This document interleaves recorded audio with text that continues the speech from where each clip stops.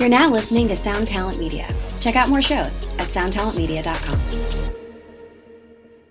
If you went on a road trip and you didn't stop for a Big Mac or drop a crispy fry between the car seats or use your McDonald's bag as a placemat, then that wasn't a road trip. It was just a really long drive.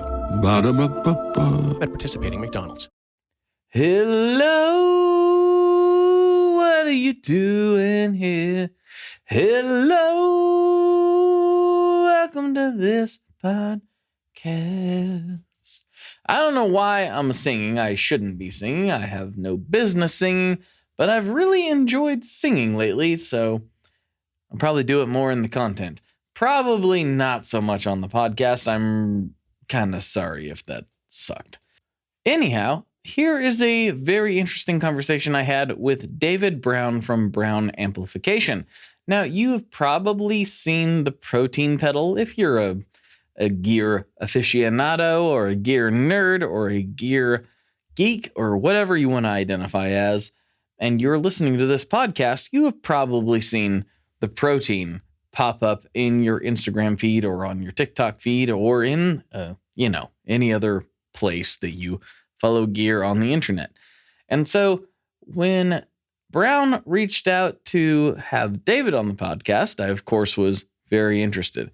And, of course, we talked about him and we talked about his story and we talked about how this pedal came to be, sort of a widely circulated internet phenomenon. We mostly talked about our lives and the way we approach business and things like that, which I find infinitely more interesting than just the straight nitty-gritty gear stuff. So I hope you all enjoyed this episode. I know I did very, very much. David was a great guest, and his Patreon episode, honestly, was probably even better. I know I say that all the time, and I'm not saying that to try to, shoehorn people into signing up for something that they don't need. I really do mean it. Like, after we've spent an hour or so together, the conversation that flows afterwards tends to be just a naturally more flowing thing, and things come out that maybe wouldn't otherwise have been discussed if it was just the first time you were meeting. So I really, really, really appreciate everybody who supports me over there on Patreon, and I also think you get some really juicy content. So if you want to go do that, it's patreon.com/tonemob, where for $5 a month, you can get access to the who knows how many hours of additional content at this point. And if that's not for you, and you're not really down with the current ad format, which I do understand, but hey, I got to put food on the table, you can go to patreon.com/tonemob and check out the ad-free tier, which is just $3 a month. So there will be no ads in your episodes for that. But for $5 a month, you get both the bonus content and the ad-free episodes. So go check that out if that is your thing. And wow, I'm just going on and on and on, and I need to shut up so I can start talking again. So here we go. Let's get into this with Mr. David Browne of Browne Amplification. Here we go.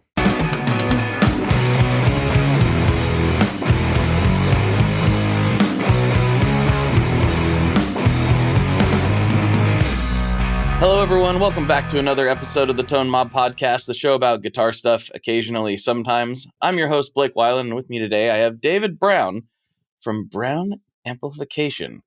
And I noticed your last name has no E, but your company name has an E. I'm just realizing that. I don't know why that just dawned on me right this second, but it did. So I felt like I had to say it.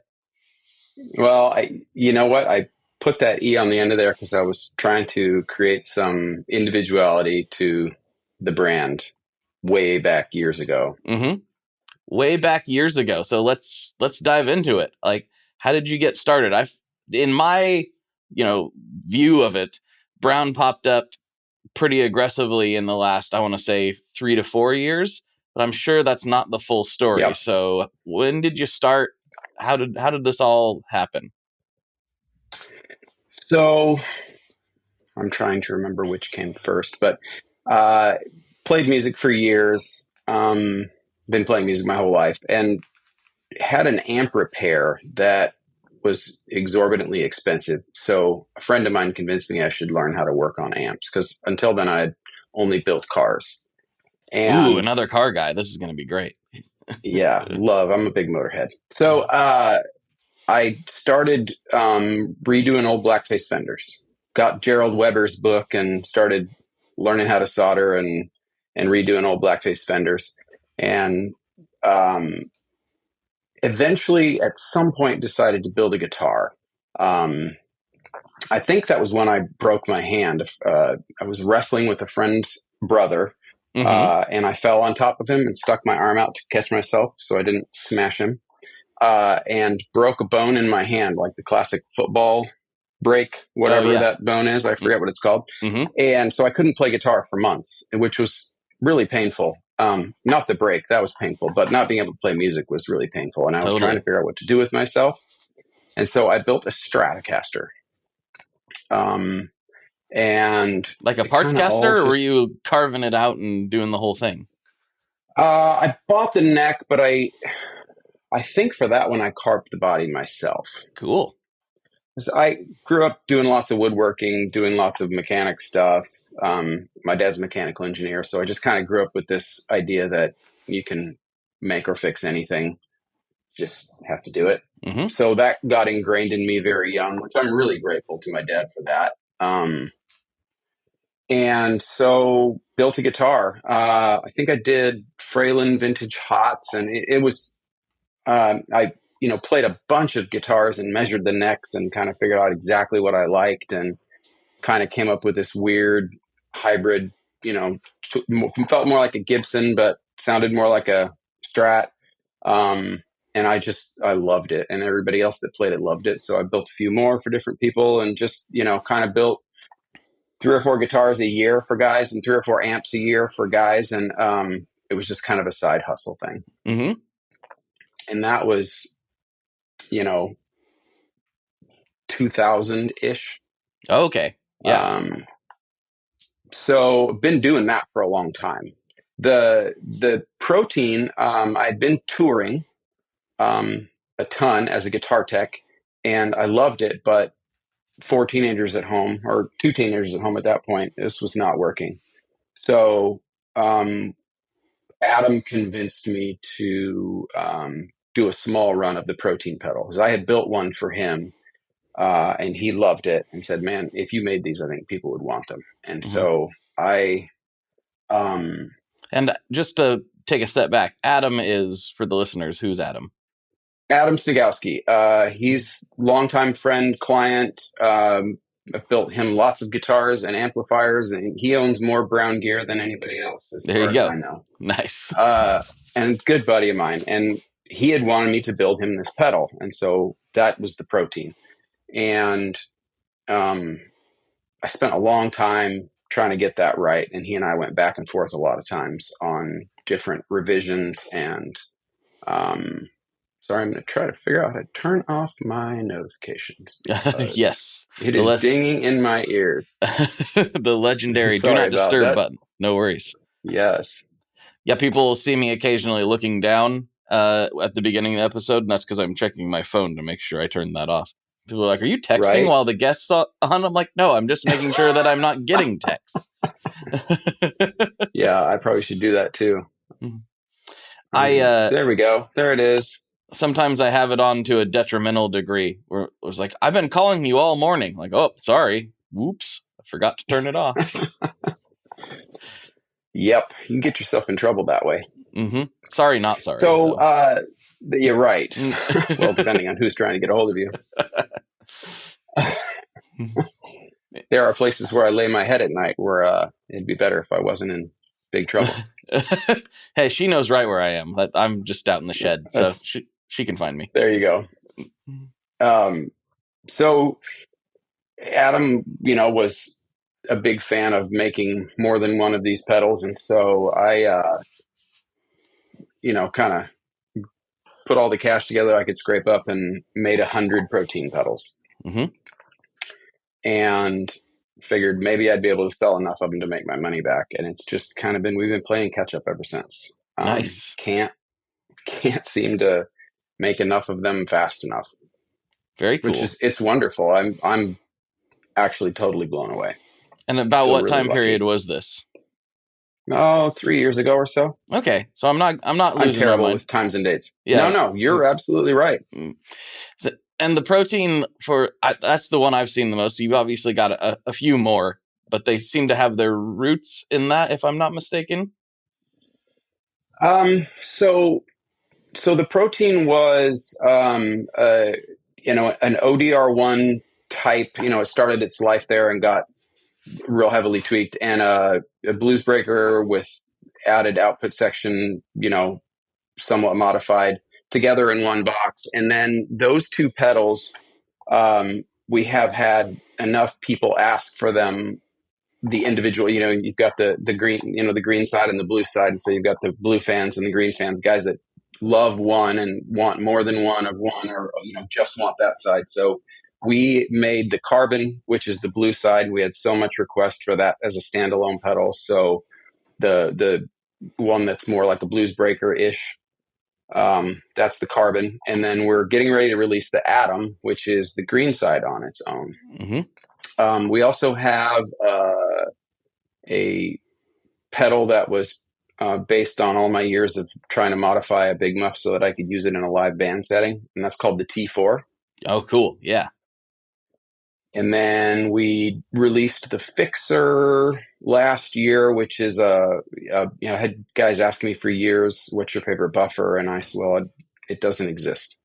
So that's my favorite buffer, the Fixer. And then it's got two independent boosts that you can switch between, and a tuner output and a mute. So it's just kind of meant to be a front of your pedal board problem solver. Got it. Very cool. So you've released a lot into the wild, like very, very quickly, by some people's standards. There's some brands that'll ride one unit for a very long time, but you guys have just kind of taken the ball and ran with it.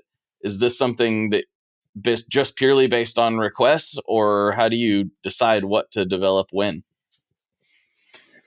So the T4, which is the fuzz, was the second release. And, full disclosure, Josh Scott's a good friend of mine. I've known him for a long time. I've worked on all of his amplifiers, and, well, probably not all of his amplifiers. I went through his entire collection of Fender amplifiers. And then for years, I'd been working on his Sovtex, changing all the pots and making those MiG 50s awesome.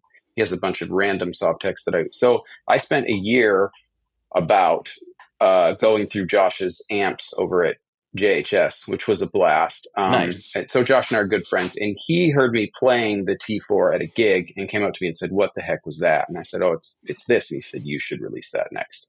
And so he was super excited when it came out. We made 100 of those, and he debuted it on the JHS show and sold out in minutes. It was insane. That sounds like Josh. That sounds like the Josh I know. Yeah. Yeah. He's amazing. I love him. And we've got 3 or 4 more in the queue, and I'm spending a lot of time these days designing pedals because that's what I really love doing. So I feel really lucky to get to do that. Started a business, and then was the chief fireman for a long time, and then tried to figure out how to get myself out of that role so I could go back to designing pedals.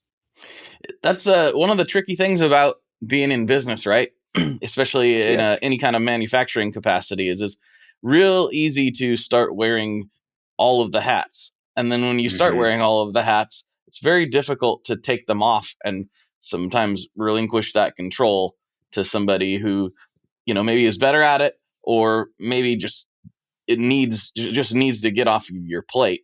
How do you figure out how to juggle some of that stuff so you can get back to the root of it, what it is you like to do? Well, I feel really lucky in that being friends with Josh, I was able to garner a lot of wisdom from him, and just kind of watch how things ran and figure out ways that I would or wouldn't want to do things based on the way the JHS was running, and based on what I wanted to run, And I have a couple of really good friends who are really smart guys that kind of sit on my board. Well, they don't. They are my board, and at some point they started saying, "Dave, you gotta hire somebody to do all this stuff that you're really bad at, like run a business.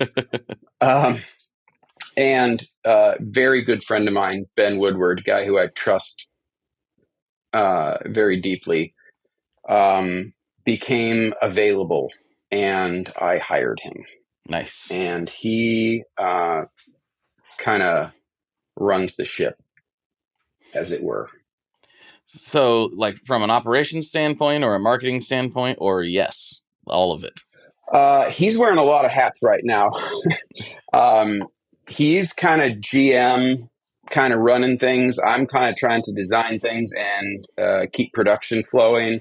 We've got another guy we hired this year, Braxton, who's doing all our repairs and helping me design stuff, and does a lot of testing, because we test a lot of, we test everything before we ship it out. Everything gets double tested. So that's a big job as well. But it's the three of us doing everything. Mm-hmm. That's one of the things I like talking to people who make stuff, obviously, and especially when people make stuff in a production capacity, because I don't know if you're aware, but the audience is very aware that I'm a partner in Stringjoy. And while I don't handle the day-to-day operations there, that's all on Scott.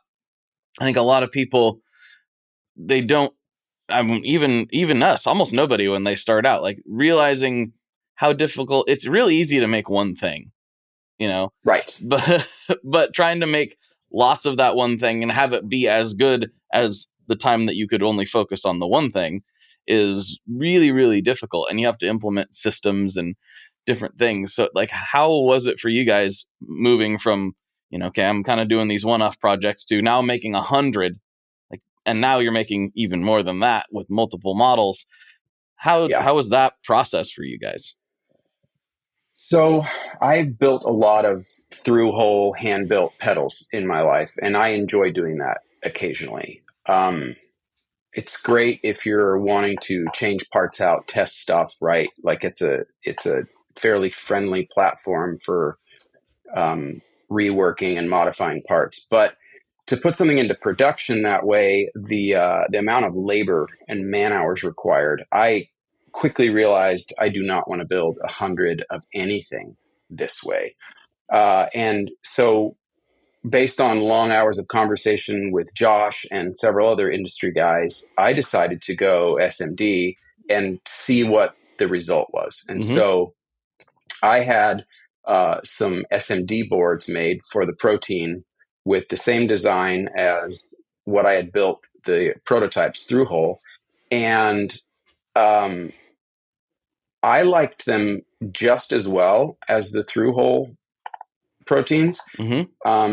And in fact, they were far more consistent. So whereas, with the through hole, you'd build 5 and one of them would be really exceptional. And then 3 would be good and one would be weird. And you'd have to try and figure out where the inconsistency was. The SMD, once in a while, I'll have a bad board. But most of the time, they all sound almost identical and they all sound fantastic. So if the layout's good and the part selection is good, it makes production much more manageable. So then you just, your through hole components are your pots and your switches. And now we're doing relays. So for soft switching, so there's not even, the T4 is still hard switching, but everything else is relays. So that was a game changer production wise. Yeah, that makes a big difference. So, and I've had a little bit of experience on both sides, not necessarily with like pick and place machines and things like that, but as far as through hole versus SMD, last year I did the pizza pedal with big ear pedals, and the original prototypes, this is called the slice of pie. It was in the shape of a piece of pizza. People probably saw it. Amazing.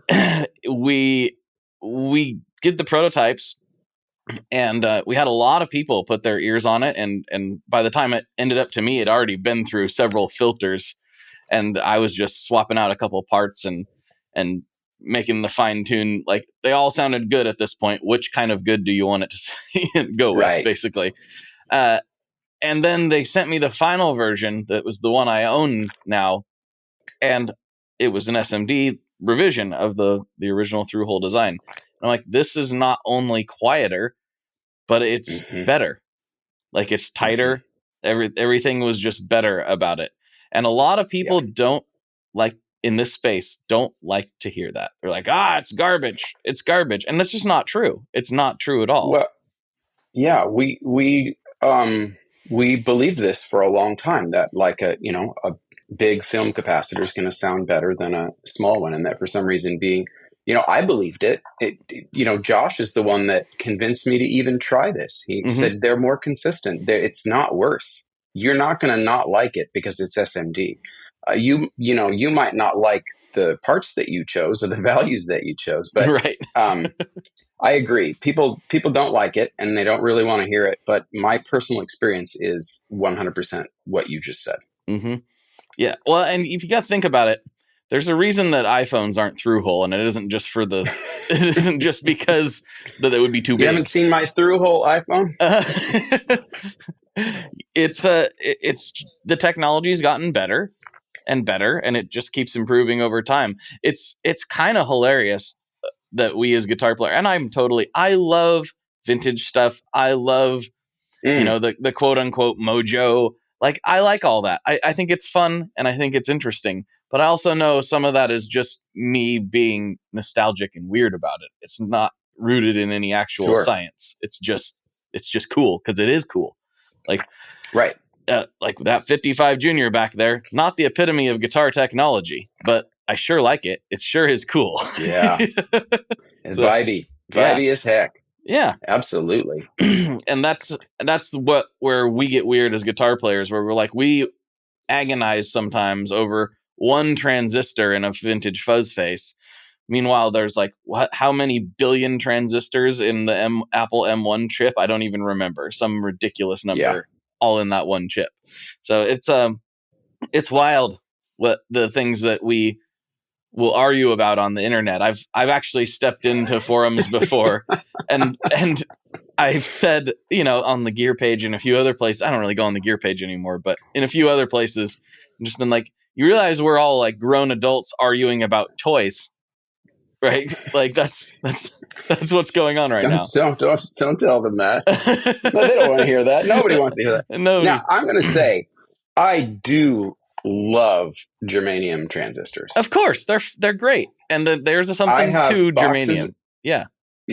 I have boxes and boxes, and I have plans because there are things that nothing else, to my ear, nothing else captures that. So I love germanium fuzzes. Now, do I want to use one on a cold or a hot day, or you know what I mean? Am I going to want to rely on that for a tool that I need in a certain live setting? Maybe not. But boy, they sure are fun toys. But in a studio setting, why not? Right? Let it rip. Yeah. Really cool inductors and wah pedals. Like it's really hard to fake that stuff. Mm-hmm. Well, I mean, even I've said this on a bunch of episodes lately, but 2014 is when I built the shred shed out here, and I spent a ton of time and a ton of money, trying to make it as sound isolated as possible, because I was like, I have to be able to crank tube amps. I have to. That's the only way I can live my life is if I can crank tube amps. And if I had waited to do that just a few years, if I'd waited till 2016, 2017, modeling came around so much in that very short time frame. And now it's just absolutely insane what you can do with a plugin, that I may not have built this and spent all the time and money. That said, I will go back and forth between the plugins I use and my nice tube amps. I do it all the time. And every time I plug in a stereo rig into like two, half stacks and just let it rip, I'm like, you know what? I made the right choice. I am glad to be alive in this moment. So there is, as for all the practical reasons that we might say components don't matter that much, it's more about, design and selection.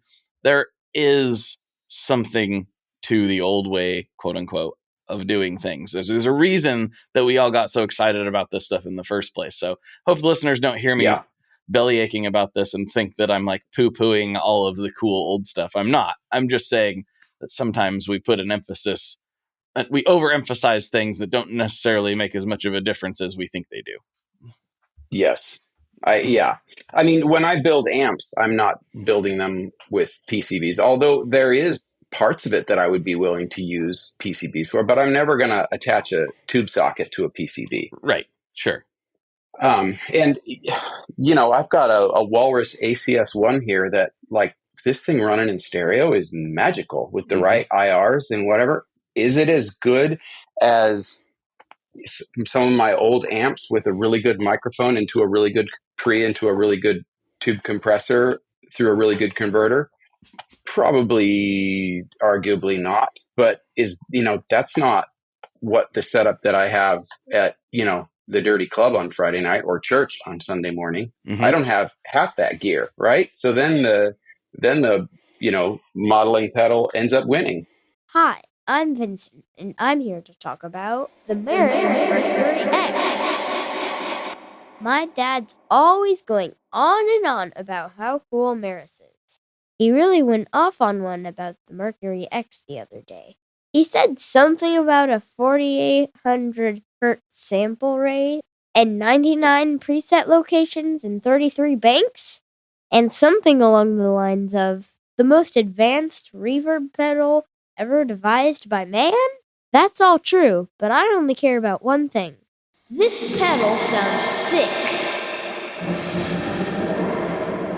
So make sure you check out the Mercury X and all the other fine products at meris.us, as well as fine retailers worldwide. All right, Dad, now can I have my Pocky?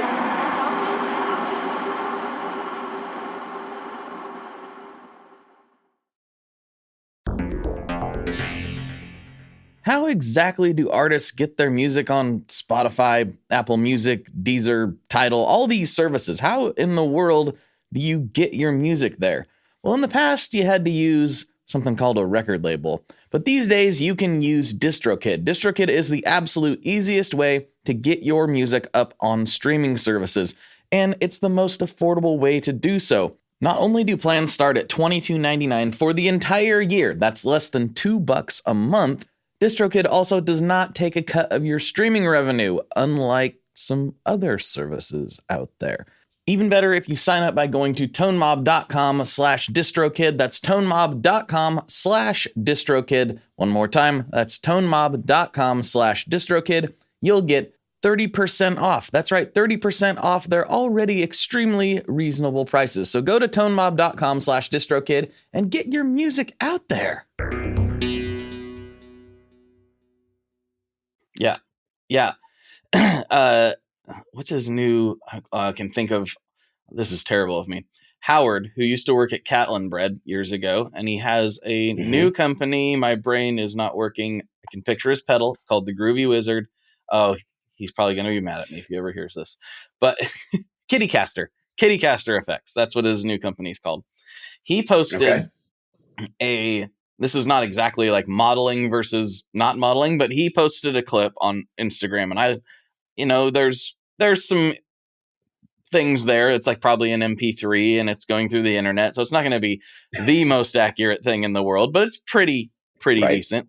He did a cranked Marshall with a mic'd cab versus that same Marshall into the UA aux with the same mic selection, on the same cab in the software, and had people try to guess which clip was which. And I got it right, but it was backwards from what a lot of the people were saying. I had a 50. I'm not saying I have these magic ears. I got lucky, but I was listening for which one I thought sounded tighter and a little bit more refined. And that was the UA, because in my experience, like a really well done IR by a company like Universal Audio, who's put thousands of dollars and thousands of hours into that research, it's gonna be like slightly more refined sounding oftentimes with those cab sims than an actual mic'd up, unless you're talking about, you've ran it through a bunch of compressors and you've really spent the time on that 30-second Instagram clip.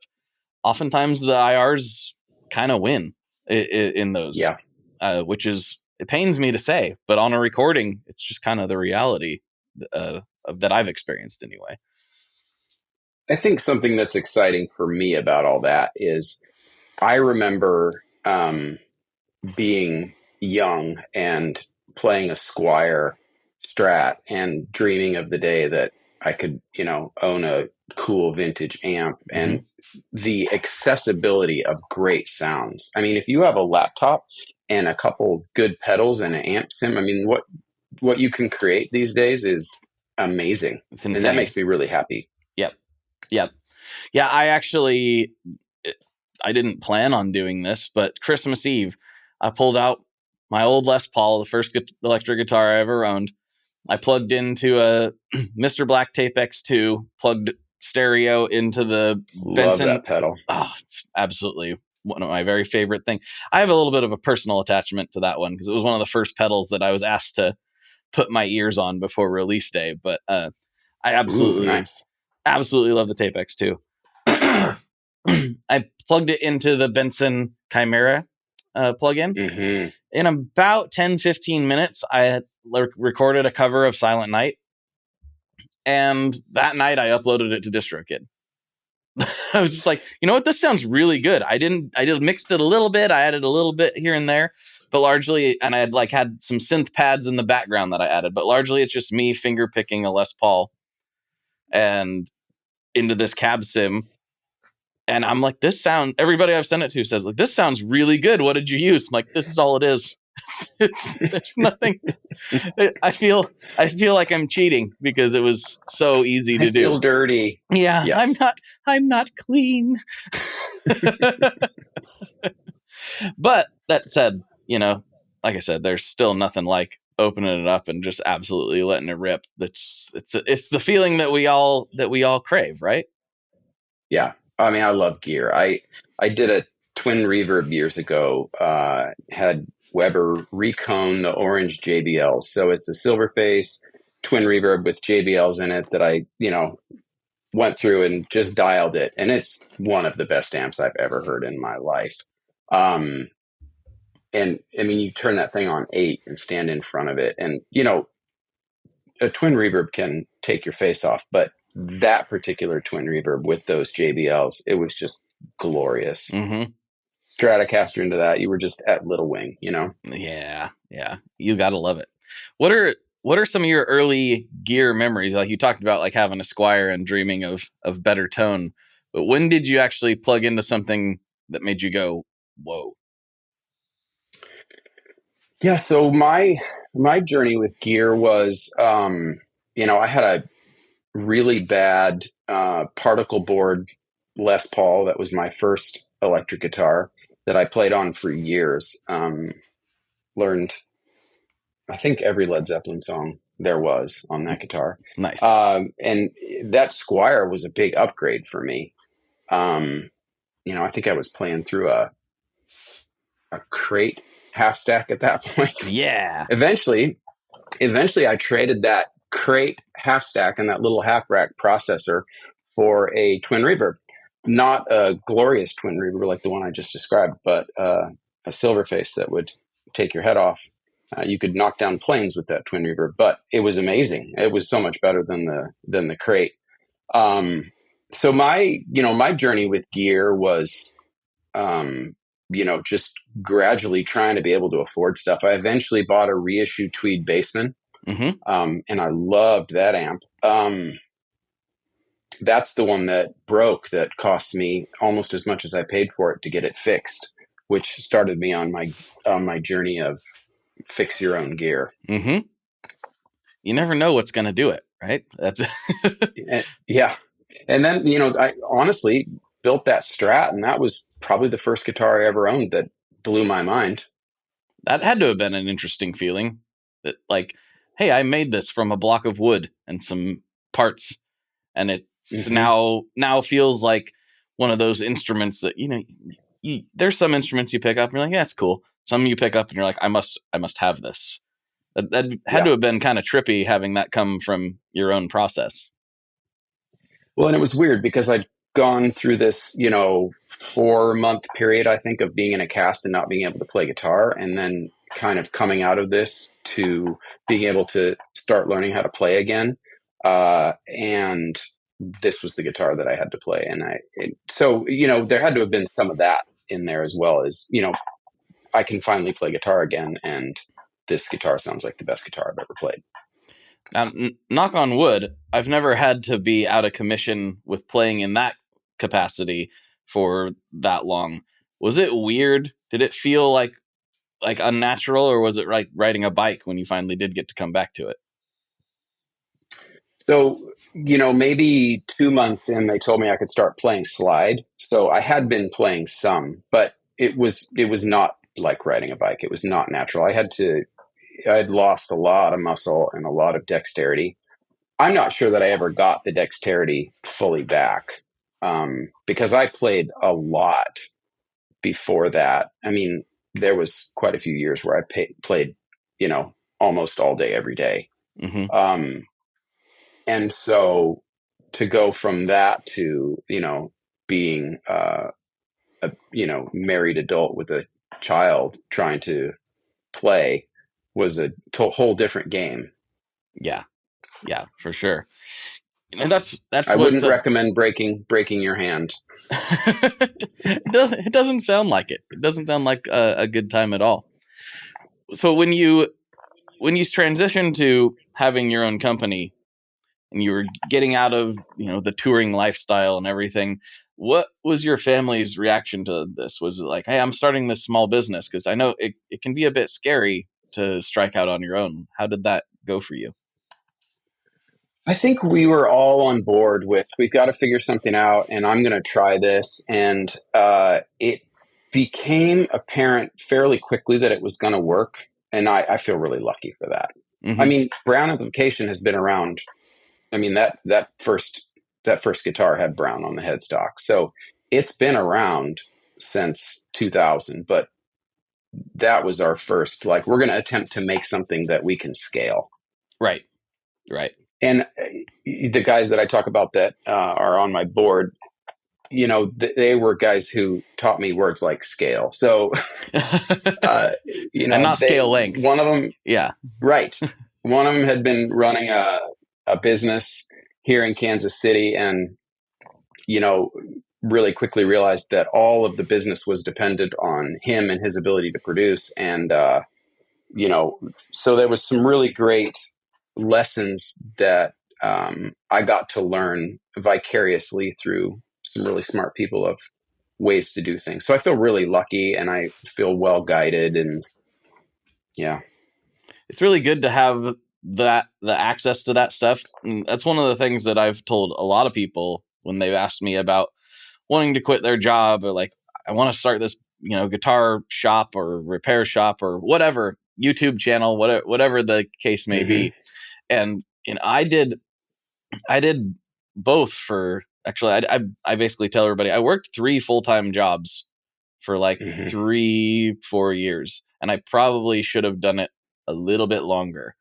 I couldn't mentally handle it any longer than that, but right. But I did. I was working my full-time day job in the oil industry. I was doing like marketing consulting, and I was trying to get the podcast off the ground all at the same time. And eventually I was able to leave, but it's one of those things where I've told people, don't be afraid to do multiple things if you have the capacity to do it, because you're going to screw up, and you're going to screw up forever. You're not, like, that's never really going to be something that you totally get away from. But in the beginning, that's why they say most small businesses don't last very long, because a lot of people will dive in with both feet and not have any cushion to make those mistakes. So I always try to encourage people to, give yourself some runway, because you're going to make mistakes that are going to cost you money, and it's best if you can still eat through that. So, yeah. But, and but you had this guidance compounds that. Yeah, the family compound. But it's nice that you had this guidance out the gate to help kind of smooth that out a little bit. I think that's pretty unusual. Yeah, I mean, I had the repair business going, and I had a lot of work when I decided to step back from the gig that I had. And I had a really awesome gig, and I loved it. And I knew I could go back to that if we decided that. I knew that going and getting a guitar tech job would not be hard. It wouldn't be hard right now.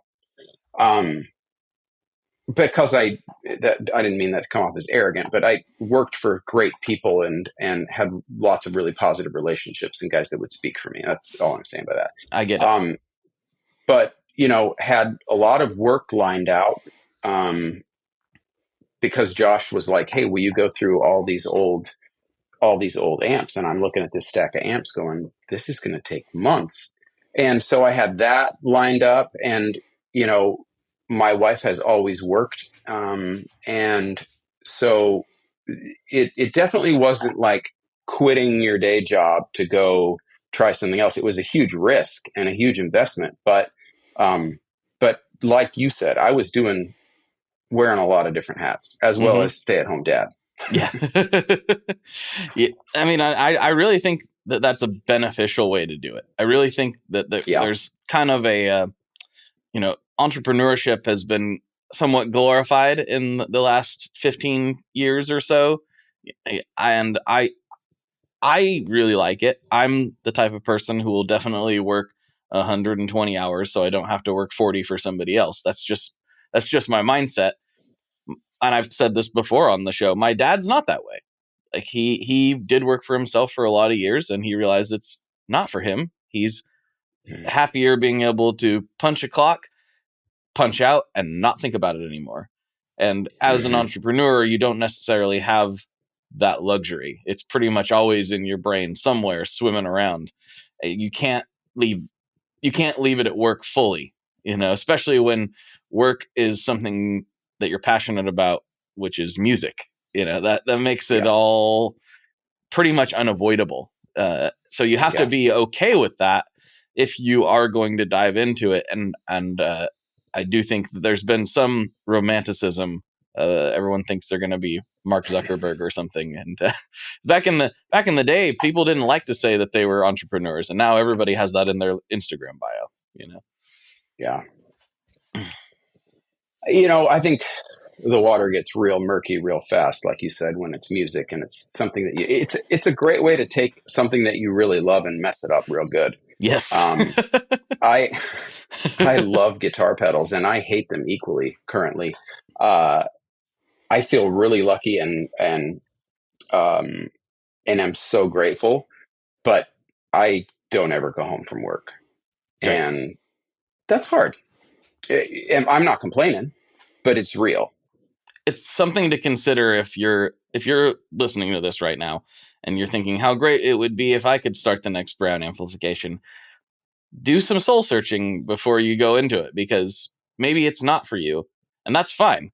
Don't feel bad about it because you determined that that's not for you. I think knowing yourself is like the first step in getting fulfillment out of your career. I think a lot of people, like myself included, I worked really hard to get into the position I was in at that former job. And I got there and was like, well, this sucks. But it was my own fault. I worked really, really hard to get there and put all my eggs into that basket. And I finally got there and realized, I didn't really like this. If I had been a little more self-aware, I maybe could have gotten to doing what I'm doing a lot sooner, but I'm not regretting anything. It all works out the way it's supposed to work out. Mostly just trying to save a listener from beating themselves up too much. Yeah. Yeah, we get emails once in a while like, I would like to start a pedal company. And, I am in no way trying to protect myself or the pedal industry by saying, are you sure? Right. Well, and a lot of people, now this is something that I've got a lot of friends in the industry just like you do.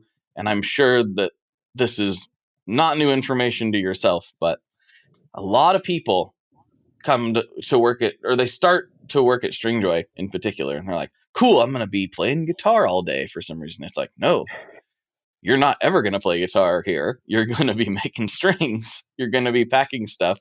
That's the reality. You're going to be, in your case, you're going to be soldering. You're very rarely going to be playing guitar. Maybe when you're testing stuff, But even then, Yep. you're not going to be just like ripping through a full stack for a good time. You're testing stuff to make sure it works. Right. It's amazing how little guitar can be played when you own a guitar related company, at least during work hours.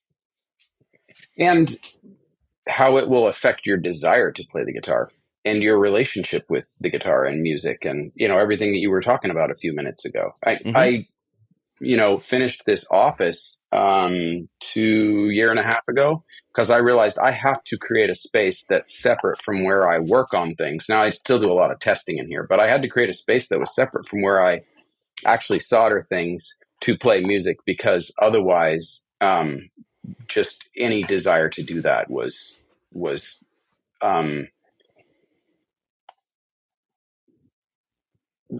interrupted by the amount of tasks and things that I saw in front of me. I couldn't focus on, I'm going to go play music, because it's like, well, I need to finish that, and I've got that, and I need to do that, and you know what I mean? My I do. ADD couldn't take it. Yeah, I have a little bit of that problem myself. This is my fun space, and it's also my workspace, and the two swirl together quite often, which is both good and bad. Because I'll be like, I'm supposed to be demoing this. Instead, I went off and wrote something instead, which is not really pertinent to literally I'll be getting set up to do a demo of a pedal. And I'll be like, and this is great, but it's also not productive. I'll be real inspired, and I'll just I want to record this real quick. And then I'm like, you didn't set up your cameras. You didn't do any of the other stuff you were supposed to do in the meantime. And now you've got a cool track that you can't really do anything with. But setting up the time, and maybe you already do this, but I've said this to others that work in this industry. What really saved it for me was having a project that I had to work on because I publicly said I was going to work on it. Brought me kind of back from the sort of mundane, here's what this pedal sounds like, do, to where in 2021, I was just like, I'm going to release an album. I said it on the podcast. I was like, I'm releasing a record this year, and I don't care what I use on it. I don't care what gear I select. I'm just going to pick things that are inspiring me in that moment. And I'm going to make music just to make music, not to show off what the piece of gear can do. And that really did a lot for me. I was really happy with how the record turned out, and the reception was incredibly nice, which was kind of shocking because it's pretty weird. But having that project really reinvigorated the love of making music to make music and not to show off the gear. That's awesome. Yeah. I've done some stuff in the studio with Adam recently, and it's still been gear related, but it's been very different from normal day to day, where I'm in a recording studio with a guitar, which is not my normal day to day life. Right. And we're trying to make something beautiful, and it's incredible how much life that gives to me. Yep. So that's great advice. It takes you back to the reason you got into this in the first place. And I think that's something that we all need, Yeah. It's I was thinking when you were talking about kind of getting lost you're demoing a piece of gear and you kind of get lost and go off on a tangent and find yourself being really inspired. To me, that's a marker for something is nearly done or nearly completed, or I've created something that's really great. When I go to play a guitar whether I'm working on it for somebody else, or whether it's something that I've built or it's something I'm modifying, when I plug into a piece of gear and I start playing it and I get lost in it and inspired by it, I'm like, you just did something there. You just made something cool. Right. It's that's nearly why complete. I do this. Yes. Right. Yes. I love that. And seeing that happen with other people is the coolest thing. You take something that you had a hand in or that you made and you put it in front of somebody and watch them have that experience, whether it's at an amp show or, whatever. It's the coolest thing. I've gotten I've gotten the really fortunate opportunity to, take gear to people that I really admire and watch their eyes light up. I'm like, oh, but I love your music and you love this thing that I had some small hand in. And this is what come full circle. Do you have moments like that? I just had one the other night where I got a text from somebody and guitar player that I love who had just showed the Protein to another guitar player that I love. And he was like, oh my gosh, he was blown away by this pedal. And he's connecting the two of us, and I'm texting with, an artist that I just, should I say, I don't know if I should say names. You should Is say, this yeah, weird? name Is drop. it Drop weirder that if I name. don't? No, Okay. drop that So, name. Drop well, that no. name. Okay, so Mason Stoops is texting me the other night and saying, I'm helping Theo Katzman put a pedal board together, Oh, and he just played the yes. Protein, and his mind was, he loved it and put us in touch. And so I've been texting with Theo, and I love Theo Katzman. I love his music, and he's such an amazing artist. He just dropped a new single this morning. Somebody sent it to me, and I listened to it first thing this morning and was like, wow, that is incredibly beautiful. Mm-hmm. And so it's just like, I'm just like a little kid all night. I'm just giddy because I'm texting Theo Katzman, and I love his music. I totally get it. And that's the thing about this industry that is really kind of unlike any other, in my opinion. I'm sure there are similarities in other things somewhere that I'm just not aware of. But, Scott and I, Scott at String Joy, I know I'm just saying that nonstop, Mm-hmm. but we talk about this a lot, where I think he's a really brilliant dude. And I've said this before. If he had started a toilet paper company, I'd probably want to get involved, because he's just a really smart dude. And, all that to say is, like, the music gear industry, I think sometimes the consumers of it may have a different perception of it than what it actually is. There are very few people just Scrooge McDucking through gold doubloons in this industry. It's just not really a thing that happens very often. Sure, there you can do really well and you can be comfortable, but you're not going to be Elon Musk or Jeff Bezos. It's just not going to happen. No. But the experiences you get when you get to have things like that happen, with Theo's texting you, and where you get to go to shows and meet up with people that you really admire, and that is worth more than money. I mean, you got to have enough money to eat, but at the end of the day, those experiences are what make this industry really, really special and worth putting all the time and effort into. And I've had enough pinch me moments at this point that I never thought was going to happen, that I'm pretty confident they're going to continue to happen more and more over time, because it's like, I can't believe I'm talking to this person. Can't believe I'm talking to this person. Can't believe. So that's what's magical about this business, I think. We are brought to you today by Sweetwater, specifically the Gear Exchange. You may have heard about this. This is a place where you can go to buy and sell your used gear. Maybe you got a pedal over there that's just kind of collecting dust. Maybe there's something you've been eyeing from the Sweetwater catalog.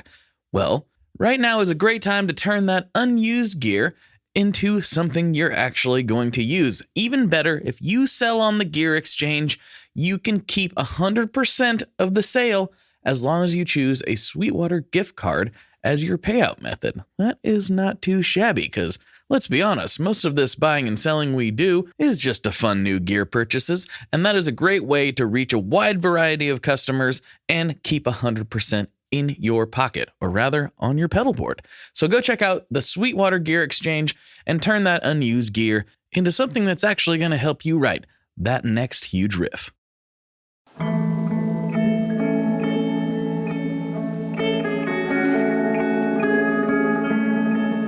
Hello there. I'd like to introduce you to your new best friend, the Chase Bliss Audio Lossy. Lossy is a collaboration between Chase Bliss and Goodhertz. And it's meant to give you some control over those weird digital artifacts that come with very compressed audio. You're hearing it right now. All the changes that are taking place are strictly coming from my playing dynamics. I'm just interacting with the pedal and letting it do its thing. In some true stereo goodness. If you'd like some more details about Lossy, I'd invite you to head over to chaseblinssaudio.com. I think you're going to like what you find. I totally agree. I got to go see Mason play with Marcus Mumford on the Marcus touring his newest record, and I mean that guy playing a fretless baritone, you know, sustainer guitar, it just mind blowing. Like Yeah. I have never seen a guitar do that before. Thank you. Uh-huh. Yep. And you get to know the person, and yeah, Mason's a great dude. I've talked to him a handful of times, and it's So kind. it's that's what the people in this business I think are what make it special. And with pedal companies and just gear companies in general, I think the reason for that is there's just like very few people there. I mean, I'm not going to sugarcoat it. There are a few people that I don't really want to talk to in this industry. There are a few, but they're very rare. Most of it's like, man, that guy's so cool. That girl's so cool. Oh, that person's amazing. And I think it's something about the process of creating these devices and these things that attracts a certain type of person, because it's very rare for a whole industry just to be riddled with awesome people the way this one is. Yeah, but that's been my experience as well, and that's very interesting observation. And it's, I mean, for everybody that I've met, I would agree with you. I haven't actually met anybody who I didn't want to have a conversation with. I haven't physically met them. You can tell me who they are later. I haven't physically met anyone, but that's because I was already aware that I was going to just go ahead. I've gotten emails from them. Well, sure. Sorry. No, it's all good. It's all good. Well, we are approaching the end of the episode. This has been a really great chat. I've really, really enjoyed it. Thank you very much for taking the time to come on and hang out with me. It's really enjoyable. Thank you. It's been a blast. But before we get into what I like to call the classic questions that I wrap these episodes up on, I like to give the guests a chance to take the floor and, you know, shout out your grandma or say anything you want to say. You got the ear of a few thousand people right now, and you can plug anything you want to plug. You can thank anybody you want to thank. You can say anything you want to say right now. Man, I'm just so grateful. I'm so grateful for all the support that Browne has had, and all of, you know, everybody that's played our stuff. And we've got all these amazing people who take our pedals and show them to other people. And it's just such a gift. I feel like it's a great time to be playing music and be alive. And I'm just incredibly humbled and grateful by everybody that's, you know, played one of our products or bought one of our products or helped us out in any way. So thank you. There you go. And hey, by listening to this podcast, go check it out. Go to Browne, check it out. It's good stuff, good people. Definitely slide over to their socials and give them all the likes and do all that stuff. It's incredibly helpful, more than you might think it is. Yes. All right. Classic questions. The first one, I'll be actually really curious to get your answer to this one, because some people, a lot of musicians have the same answer, but pedal builders not necessarily. What is your favorite Boss pedal?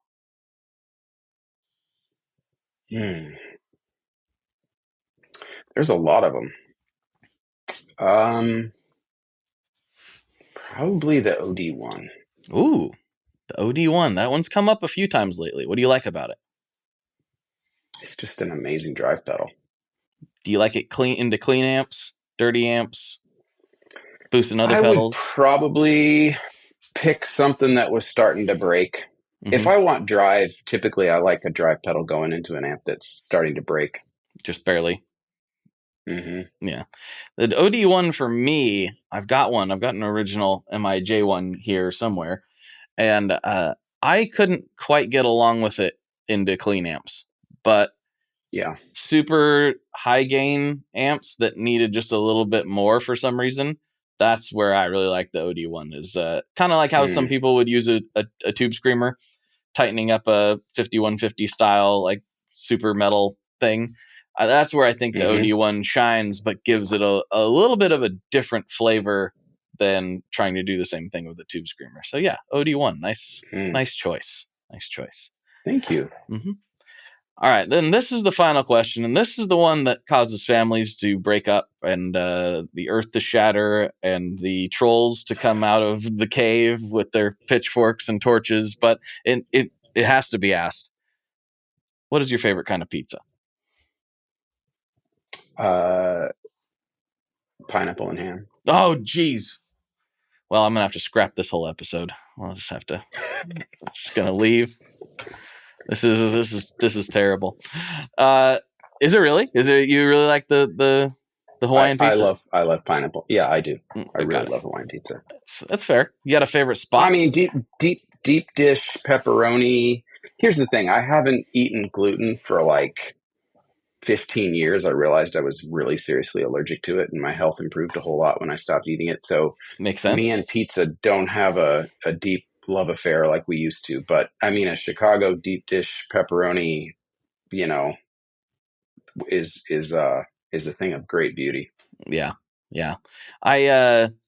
As you probably can imagine, I'm a massive pizza fan. This is not the first time it's came back up on this episode, and the pineapple pizza thing I have a bit of a weird relationship with it because I started asking that question about, I'm gonna say, 9 months to a year before it became like an internet battleground.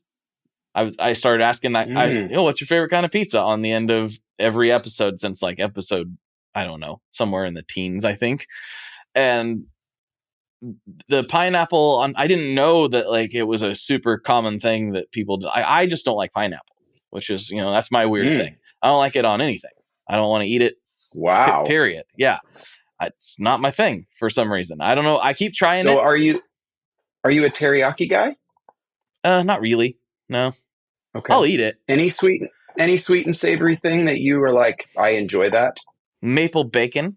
I like that. Yes.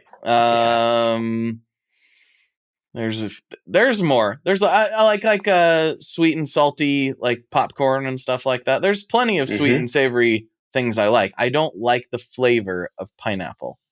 It's not just sweet. It's got a weird tang to it that I just don't agree with. It's almost fruity. Yes. It's like it's a fruit or something. You know what I mean? What's going on here? I can't say I don't like fruit. Pineapple. I can't say I don't like fruit on pizza because tomato is technically fruit. So I mean, they're a beautiful fruit. I like peppers. Like I like hot peppers, obviously, but I also like a little bell pepper on my pizza, and that's kind of sweet. So it's something that I can't explain. There is one application where I do like pineapple, but I don't want the chunks of pineapple in there the way some places serve it. I really love al pastor, which is traditionally cooked with pineapple.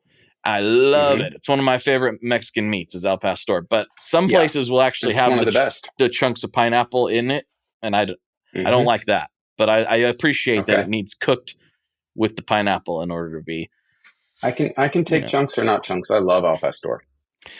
It's such a good meat. I think it's underrated. Love tacos. It is underrated. We make carnitas at my house on the regular. I'll cook a whole pork butt, and we will eat carnitas for days. Do you smoke them? How do you cook it? Sometimes. Yeah. I'll either smoke it or I'll cook it in the pressure cooker or I'll cook it in the oven. It's, kind of whatever. Just got to cook for a real long time till it shreds real easy and needs lots of cumin and lime and onions and all the goodness. Tell me about your smoker setup. Let's talk about that real quick before we got to go. Okay. So I had a Traeger, but I got rid of it this last year and I got a Masterbuilt gravity feed charcoal, and I made the best brisket I've ever had in my life. Really? On that this year. So I injected it, and there's a really great barbecue place here in town called Q39, and I've had it. Yeah. Okay. So their burnt ends are to die for, and so was discussing. The founder of it passed last year, and was talking to a buddy of his. Yeah, it was really sad.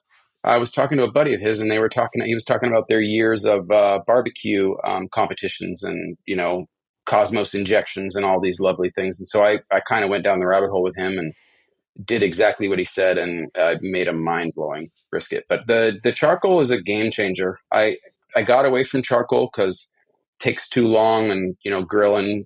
I grill a lot in the summer and kids and all of that. But, man, that gravity feed with the fan and everything, it gets to temperature really fast, like 15 minutes it'll get to 600 degrees. So really? It's my all-in-one grill now. You got me curious. I've got a Traeger. I've used it for, oh, geez, probably almost 10 years at this point. Yep. And it's getting towards the end of its lifespan. We literally cook on it 3-4 times a week and have since we've got it. So you grill as well as smoke. Yep. I do both. Yep.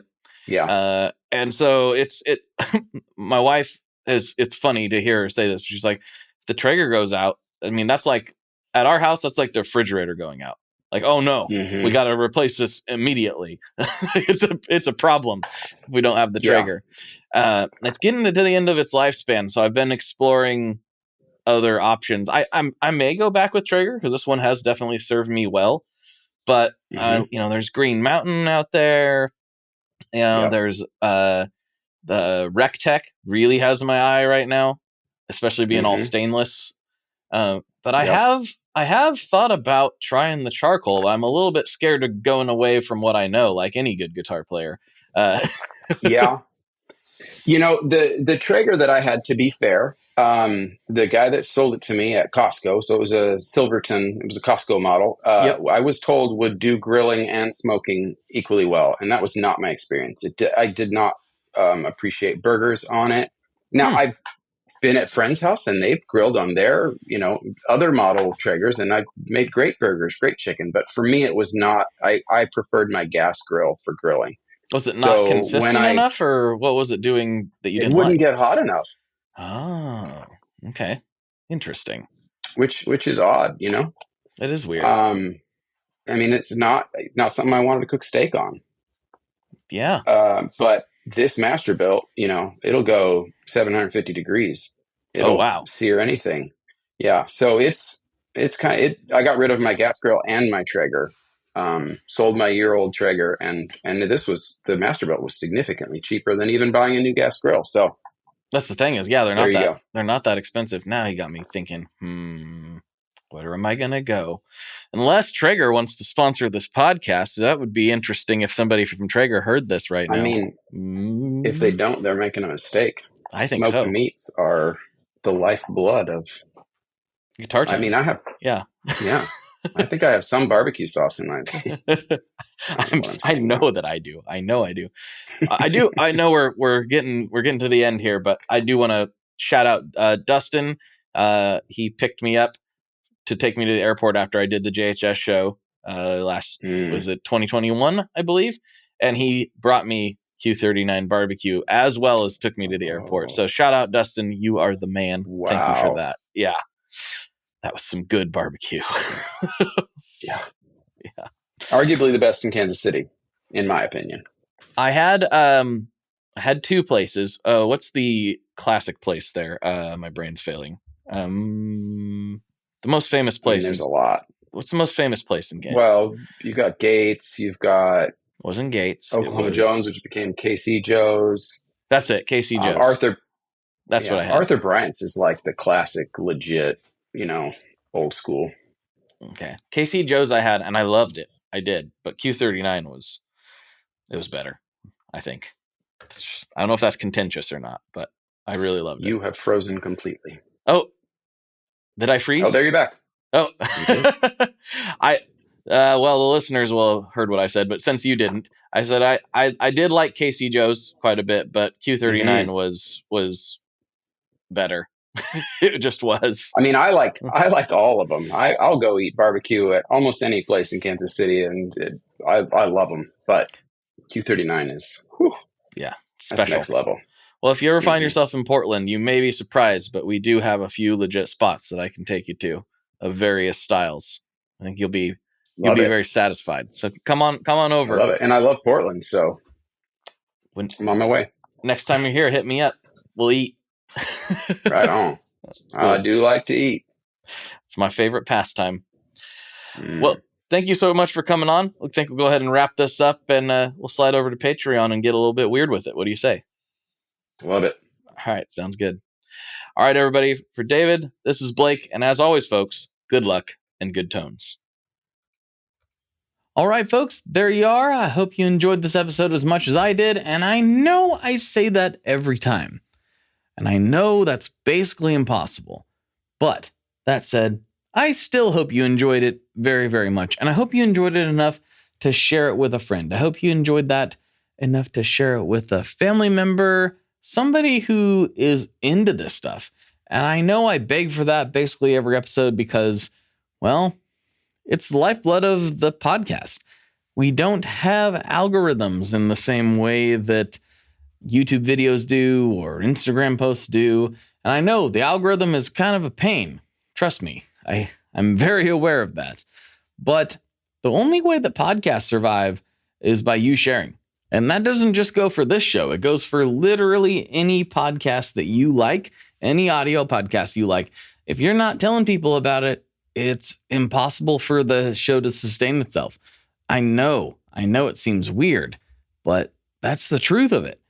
The podcasts require the audience support, and I thank you so much for everyone that is doing just that. I really, really mean it. It is enormous. So thank you so much if you were able to do that.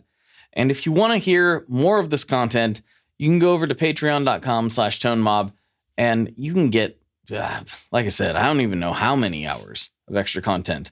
You can go there, check it out, help support, and I really appreciate it. And if you can't do that, I totally get it. But just share this with a friend. That's the number one thing you can do to keep this thing ticking.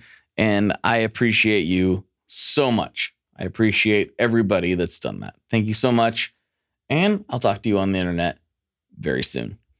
One last thing before we totally sign off here. I just want to remind you that if you do any shopping at Stringjoy, that's Stringjoy guitar strings made in Nashville, that will help me out as well. As I've said for years, I'm heavily involved in that company, and I really do think they're making the best products on the market. So if you would like to try custom strings, go to tonemob.com/stringjoy and check them out today. I seriously love what the team down there is doing. I help them out with all kinds of things, and by you supporting them, you are also supporting me as well. And hey, you need some strings, so why not get some custom strings just for your guitar and playing style? Again, the link for that is tonemob.com/stringjoy, and that will take you right to their website, and you can do all your shopping through there, and that will help everyone involved out. So thank you very much. Talk to you next time.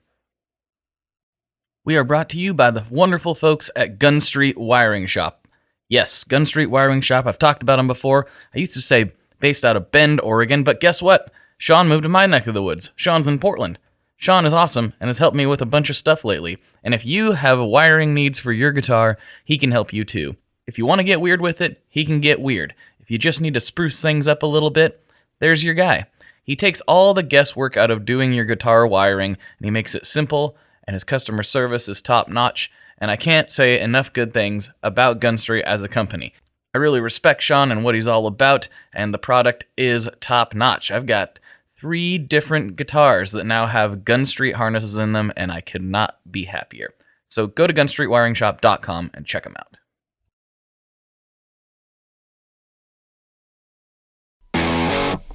Ever wonder what a punch from Elton John feels like? Or how you'd cope with having turned down the chance to be in Nirvana?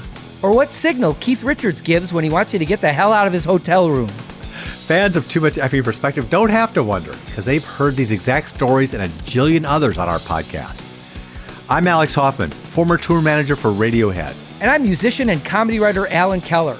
On the TMEP show, we get guests like Nancy Wilson from Heart, Jeremiah Freites from the Lumineers, and Modern Family's Julie Bowen to tell us things they may have only shared with their therapist, clergy, or a TMZ stringer.